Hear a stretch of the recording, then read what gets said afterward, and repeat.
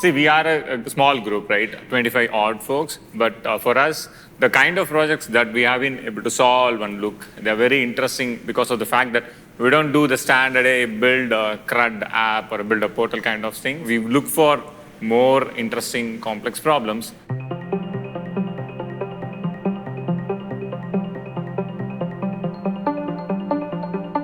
So when we talk about solving the right problems, right? So this problem usually happens when you have an idea. You wanted to translate that to a working software. You take the problem and you analyze that problem space and also explore the solution that the founders or the one who came with the product idea wants to build. So the moment we do that, we'll as a team get the clarity, because what is there in founder's mind needs to be translated out in such a way that the team can convert that to software. That is very critical step. Before that, we also wanted to make it clear, with the founders to say that yes, this is the right problem to solve, and we call that as discovery. And we'll find out the answers, and then we work together as a team. And once we nail that down, it's easy. So then you go to our usual comfort zone where we solve the problems in the right way, using the right technologies, right processes, and have a good team. And then that's easier for us, actually.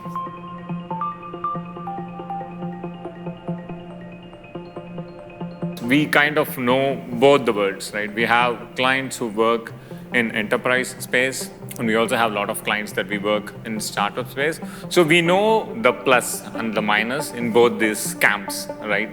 And there are very good things that we can cross-pollinate, meaning take good things that is happening in startup space and implement them in enterprise space. The same way, there are some good things with respect to the process, right? With respect to onboarding new folks, right? Because there is this knowledge residue that is well collected and kept. So all that we are trying to show that to startup space, saying that, hey, this is where you ideally will be, say if you are successful.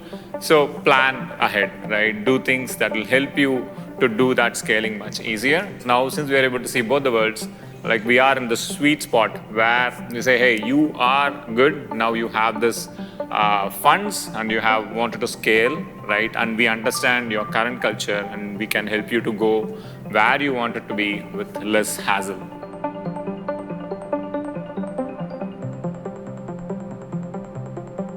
See, we are a collective. We don't think ourselves as like a company which grows with all these managers and players and all that. No. We are a collective, and how we are together? We are together because of the craft that is software development and in an extension, problem solving, right? Because to really solve a problem, software is just a tool. You need to have a lot more than that. No one person can actually explore the things that are happening in this software technology space, right? I mean, it's crazy. I mean, there's like 4 frameworks every day, right? It is impossible to have one command to say that, oh, let us focus on this, let us do this. So that is why I feel it is natural for us to not have one central command, but we have a direction, right? A meta, right? It's not the actual implementation, but it's meta. It's actually very easy to work this way, because I know when I wake up, I don't need to worry about, oh, what happened to this project? What happened to that project? Because I know the folks there, right? I know how they think, and I know that they will ask for help if they got stuck, right? And that puts us in a situation where, it's just enjoyable for everyone, right?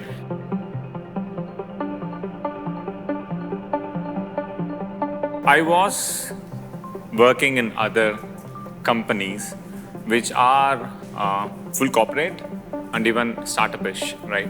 So even in my previous experiences, I don't say that they're bad, but I see that they have reached a point where they are not able to break past that, right? Some of the constraints that I saw is ingrained with respect to their whole setup. So Vagni, I know him from ThoughtWorks days, and he is more like, of a very interesting personality where he always questions the status quo. Hey, why can't we do it this way? And he always makes us think, right? That's a very interesting personality to have around with.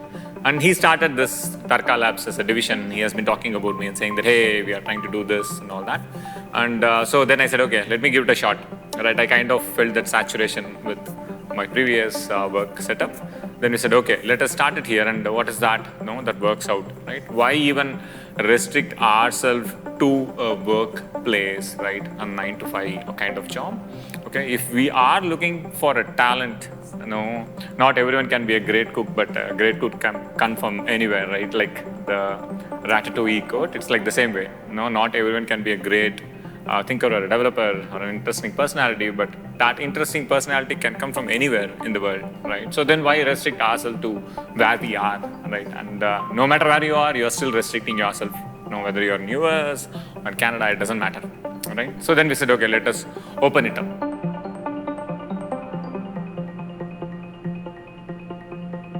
We have these two mindsets of people, right? It's their natural tendencies, and it's how they think and what they're comfortable. They're comfort zones, right? And I would like to say them as people like who are scouts and who are builders, right? What do scouts do? They are explorers, right? And they jump on anything, on everything that sounds interesting, new. For example, blockchain, right? They'll not be on the surface. They'll be on the watchtower, basically. They'll look out what is out there, what is happening. They'll do some proof of concepts. They'll explore, right? And they're also very excited about things that they're exploring. So they'll bombard in Slack channels saying that, hey, this is cool. This is awesome. I built this. And then more people will jump in, right? That is where builders come in. Builders say, hey, yeah, you built something. Okay, show it to me. Then they'll start comparing with what they are very comfortable with, right? Okay, they'll ask questions, and they'll be like, the discussions will be much more evolving and liberating and even for outsiders to see, and more people will jump into the bandwagon. That is where this builders kind of mindset comes in. So scouts are not just scouts. So they also build stuff. They lean towards one mindset more than the other. But it's not like, the builders don't scout or the scouts don't build. But yeah, I think it's an interesting mix, and it's always lively to be in that mix. So you'll get a lot more motivation and do more. So when it comes to hiring, that is our philosophy, right? So we don't need to really be worried that, we need to hire 5 more people, 10 more people, but we have some soft numbers there saying that, no, we have the capability and the potential to add more folks in, right? So let us look out, let us scout for people. We don't do it as an interview. It's more like a conversation. Like when you meet someone interesting, someone in technology space in a coffee shop, what will you do? You will not say, okay, I'm going to ask a question and answer me. It's not that way, right? We'll try to understand each other, saying that, hey, what's your strengths? What is that you're good at? What is that you don't like? And we'll also explain, hey, this is what we are. We are collective. This is what we believe in and all that. The moment there is a match, right? The match also includes not just being technically super strong, but also the attitude, right? How they are, how they think, what is that they value, right? Then then it becomes natural. It's like a natural match that happens. That is very slow, but we are okay with that. And we feel that is the way to go forward. That way, as I said, all the other benefits that we get in the long run will be there.